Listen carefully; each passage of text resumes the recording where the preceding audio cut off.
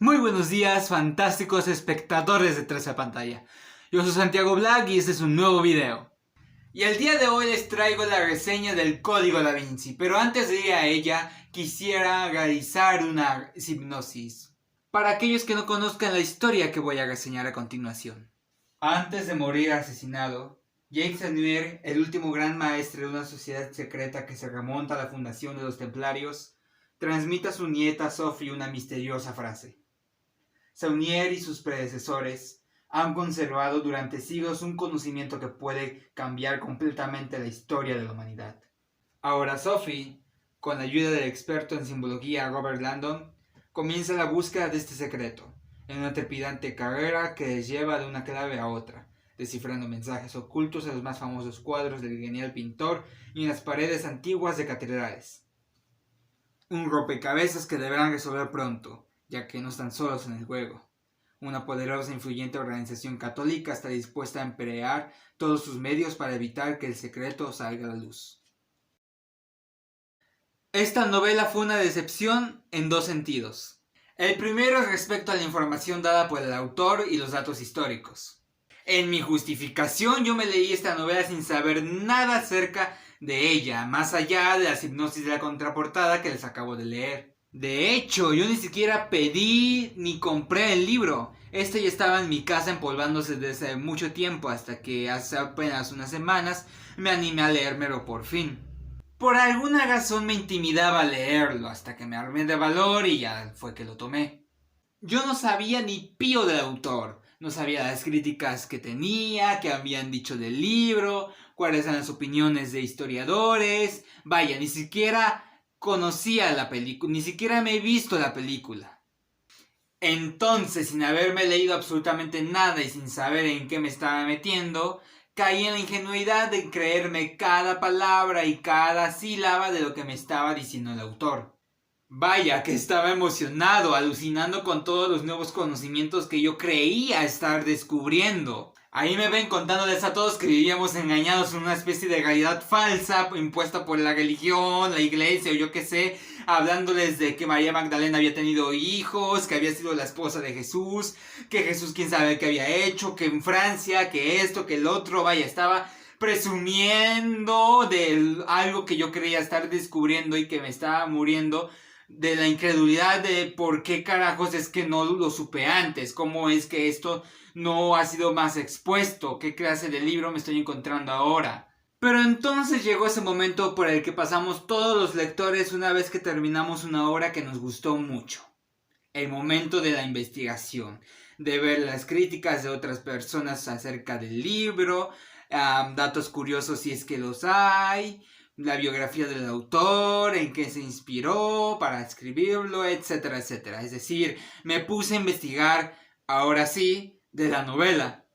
Fue entonces que me di cuenta que gran parte de los hechos expuestos se los inventó Dan Brown, se los sacó de la manga, y que de hecho le conllevó muchas críticas y conflictos con personalidades relevantes del mundo de la historia, quienes le refutaron aquella información que estaba dando, le dijeron que no, que esto no había sido tal como lo está exponiendo él, que está dando información falsa, que esto que el otro, etcétera, etcétera.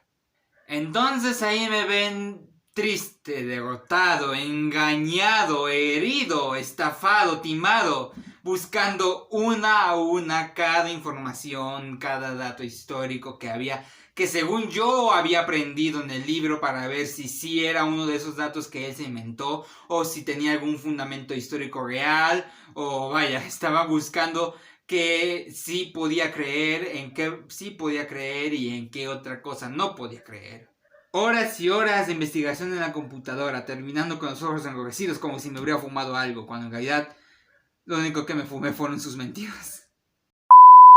Ahora, esto no es necesariamente un punto negativo o malo, porque al fin y al cabo estamos hablando de una obra de ficción.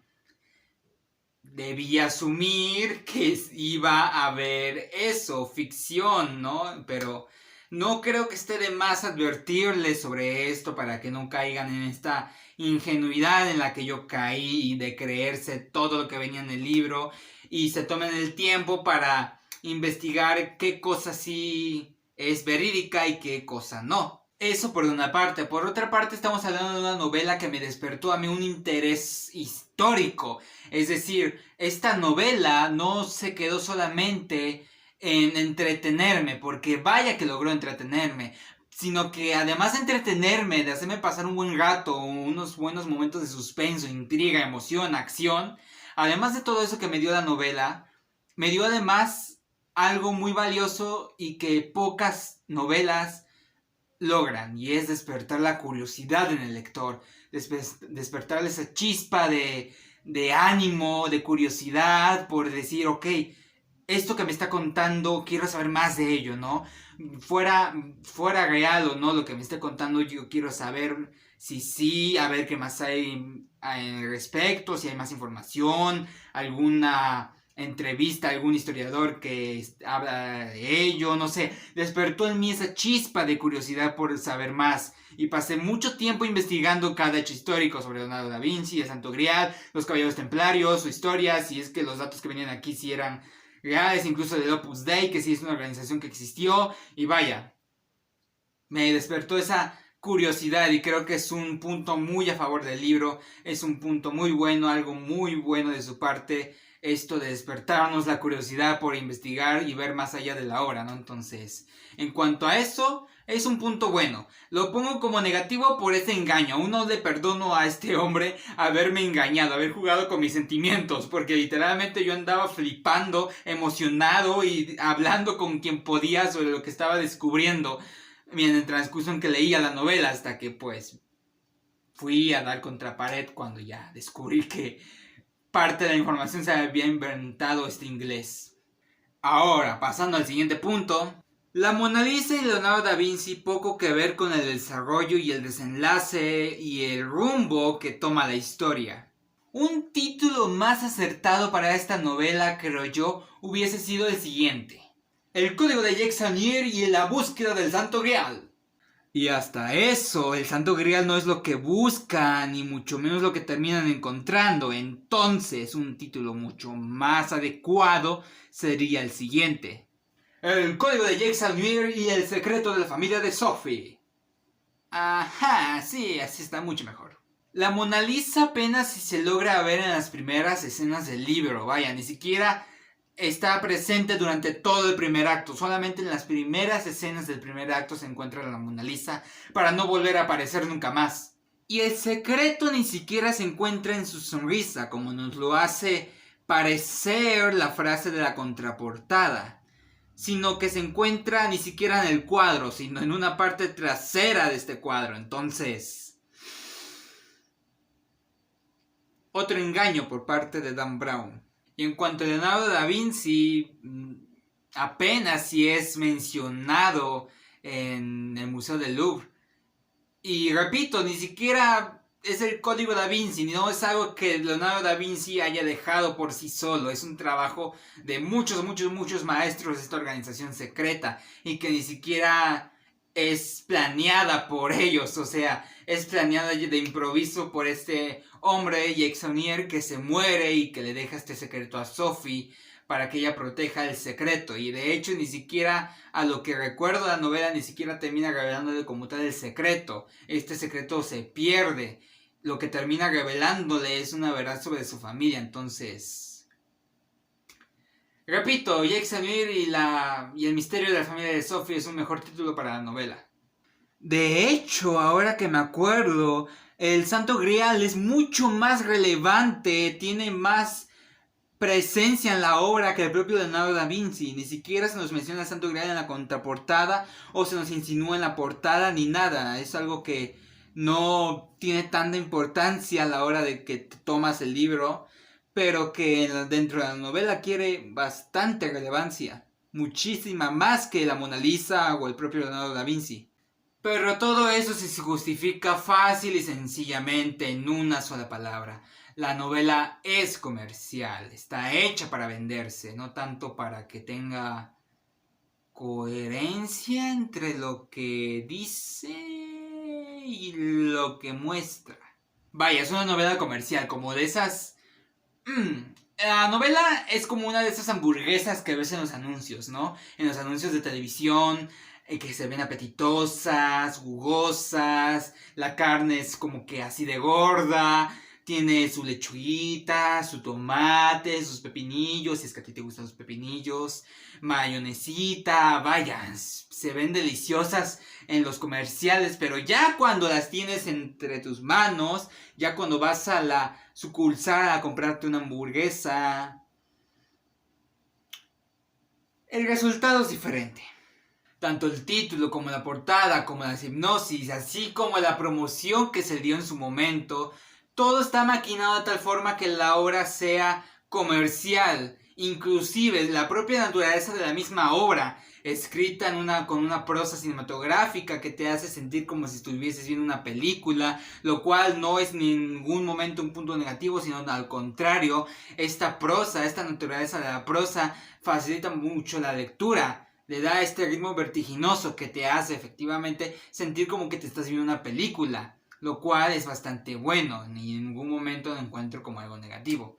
Pero bueno, retomando lo anterior dicho, todo es apuntado a lo comercial, a que esta obra rompiera en las librerías, a que estuviera en la boca de todos, en su momento, claro, ahorita ya pasó de moda. Y en cuanto a eso, y considerando que su propósito era hacer un libro comercial, no podemos decir que el libro fue un fracaso, sino todo lo contrario. El libro cumplió su objetivo. Pero, repito, creo que es algo que vale la pena rescatar y es algo que yo les quería compartir porque al menos a mí me hubiera gustado saber antes de leerme este libro todo lo que les acabo de decir, que los hechos no son precisamente históricamente certeros, reales, que no va tanto de Leonardo da Vinci o de la Mona Lisa y que no van tanto en búsqueda de este secreto, sino que la trama va a algo un poco más familiar, a un secreto familiar, algo más unipersonal. Me hubiera gustado bastante saberlo para no hacer unas expectativas tan grandes con respecto a la obra, que creo que es al final lo que me jugó en mi contra a la hora de hacerme de una opinión de la novela. Decepcionante, al decir verdad. Se resolvió la trama familiar, no dejaron huecos en ese aspecto, pero me dejaron bastante insatisfecho con el asunto de Santo Grial, Leonardo da Vinci, la Mona Lisa. Me dejaron un hueco enorme en el estómago. Una descripción más exacta para que entiendan mi opinión con respecto al final de la obra, para que les sea más fácil comprenderme, es la siguiente. Imagínense que durante toda la obra nos estuvieron pintando negro. Negro, negro, negro, ni una variación de negro, todo negro, negro, negro, ni siquiera gris, negro, negro, y al final de la obra resulta rosado. ¿Qué tiene que ver el negro con el rosado? Dijéramos, fue blanco, pero es que ni siquiera fue blanco y ni siquiera tendría por qué haber sido blanco porque tampoco tiene nada que ver con el negro. Un final gris, ok, también, pero rosado al final, o sea... Y con rosado no me refiero a que al final haya sido cursi, romántico o algo así. Uso el rosado como un color completamente contrario al negro. Otro ejemplo, imagínense que nos hubieran puesto todo negro y nos salen con rojo, amarillo, cualquier otro color que no tenga nada que ver con el negro. Esa es mi opinión con respecto al final. Bastante desentonado a lo que nos venían mostrando en la obra. O sea, todo apuntaba a cierto desenlace, todo apuntaba a llegar a cierto punto y terminó resultando irse para acá, cuando apuntaba para allá. Pero si apartamos todo esto antes dicho muy, muy lejos, hasta por allá, la China, Turquía, quién sabe, muy lejos de aquí, me quedo con una obra bastante buena, una novela increíble, una historia atrapante que me mantuvo al filo de la butaca todo el relato, con un ritmo vertiginoso, bastante expectante a lo que pasaría a continuación y a cómo terminarían las cosas. Ansioso de ver el final. Decepcionante al final, pero durante el trayecto estaba deseoso de llegar a esa parte del libro. Al menos para alguien que no ha leído muchos thrillers en su vida, de hecho creo que este es el primer thriller que me leo, me gustó bastante y considero que los giros de tuerca, estos cambios, fueron bastante inteligentes, me sorprendieron bastante. Sí, la novela usa muchos clichés una vez que te pones a analizarla. El bueno, que te lo presenta como bueno, pero que al final termina siendo malo. El malo, que parecía malo, pero que al final es bueno. La organización secreta. El bueno, el apoyo del bueno. No sé, estos clichés, estos estereotipos de personajes en novelas de thriller están presentes, sí, pero esto no le quita que me haya sorprendido en ciertas escenas, con ciertos trucos, con ciertos cambios, con ciertos giros. No quita que me haya emocionado y que me haya adentrado, que me haya logrado sumergir a esta ficción. Y mientras leía la obra me mantuvo con el típico un capítulo y ya, un capítulo y ya, un capítulo y ya, un capítulo y ya, un capítulo y ya, un capítulo y ya, un capítulo y ya, un capítulo y ya. son estereotipos, pero son estereotipos bien trabajados, bien logrados y con los que yo no tuve mayor problema en realidad. Los personajes empiezan importándote poco y a medida que avanza la novela es posible que con más de uno empatices. El mayor punto a favor de esta novela es de que desde la primera página te engancha y de ahí no te suelta. Vaya, ¿qué más quieres? La novela empieza con un asesinato, no pasa ni un párrafo y ya te meten un asesinato y un misterio por resolver. Y a partir de ahí la tensión no habrá más que aumentar. Ya para finalizar este asunto, mi calificación final para esta obra es de 7.5 de 10 agüitas de horchata. Y hasta aquí el capítulo de hoy, espero les haya gustado, dejen sus likes si fue así, suscríbanse y activen la campana de notificaciones para ver cuando subo video. Por acá te estaré dejando otro video que puedes ir a checar, que probablemente te va a gustar tanto como este. No olvides seguirme en mis redes sociales, yo soy Santiago Black y nos estaremos viendo próximamente. Hasta la fecha. No, hasta la próxima. Sí, eso es.